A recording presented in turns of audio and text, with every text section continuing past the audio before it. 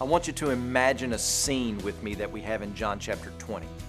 What it must have been like for followers of Jesus as they were gathered together in that little room, scared out of their minds. It's night. Their leader has been executed. All of their hopes and dreams have been dashed. To top it off, the women that were with them were going crazy, saying that someone had stolen Jesus' body from the tomb. Yet the word on the streets was that the disciples of Jesus had stolen Jesus' body to stage some type of supernatural event. So there they were, huddled together. They've executed our leader. Will we be next? If they stole his body, what will they do to us?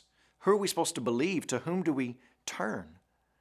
I can't imagine the conversations taking place in the room that night. Mary Magdalene crying and pleading with them, "You must believe me whenever I tell you that I saw him and hugged him."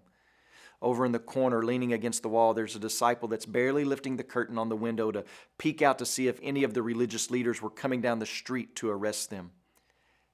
And then, all of a sudden, they hear a familiar voice, "Peace be with you." And as those words come out of his mouth, Jesus lifts his hands to show the scars. At that moment, upon hearing his voice and seeing his scars, the disciples' fear is pushed away by immense joy and awe. But why? What is it about Jesus' words that stills their fears and produces joy? It can't be that Jesus' words and his presence among them at that point eliminated the threat against the disciples. The threat was still there and still just as real as it was moments before, that the Jewish religious leaders would barge in and arrest them. So what was it? The answer is found in those four simple words, "Peace be with you, peace abide on you." Something had been accomplished. Something had been achieved that brought new meaning to the words, "Peace be with you." This was a typical Jewish greeting, but there was nothing typical going on here. Jesus was not merely saying, "Hey guys, how you doing?" How can you be so sure, Cliff? That's a good question. But remember, just a few chapters earlier, we get a clue. In John chapter 14, Jesus is getting his disciples ready for his departure.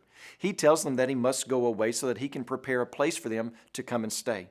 He's talking about heaven, but they are not real clear or sure about what he is meaning. But one of the things Jesus says to them in order to calm their hearts is found in verse 27. "Peace I leave with you, my peace I give to you. Not as the world gives do I give to you. Let not your hearts be troubled, neither let them be afraid." And then after this, Jesus is arrested, tried, beaten, crucified. Perhaps the last words some of these men heard Jesus say were from the cross, where Jesus uttered, "It is finished." But what makes this interesting is that it's not until now that Jesus uses this phrase, "Peace be with you."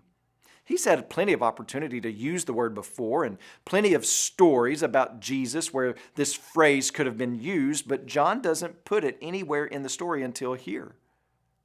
Surely John 20 is not the first time Jesus has said, "Peace be to you." But here he uses it 3 times in a matter of 7 verses. And the reason why John hasn't used it until now is because he is highlighting a different type of peace. He's speaking of the peace that Jesus and only Jesus brings. The type of peace that Jesus brings is different than what the world offers. The world only wishes for you to have peace, but it can't do anything to produce the type of peace that can truly calm and steady the heart. So what Jesus achieved that makes his peace different than the world is the removal of the believer's sin and imparting his life to the believer through his death and resurrection. That's the gospel. Today, when you pray, please pray for Buddy and Taffy Johnson, our missionaries in Ecuador. And also remember the Fonte Lifeword broadcast that's heard in Ghana.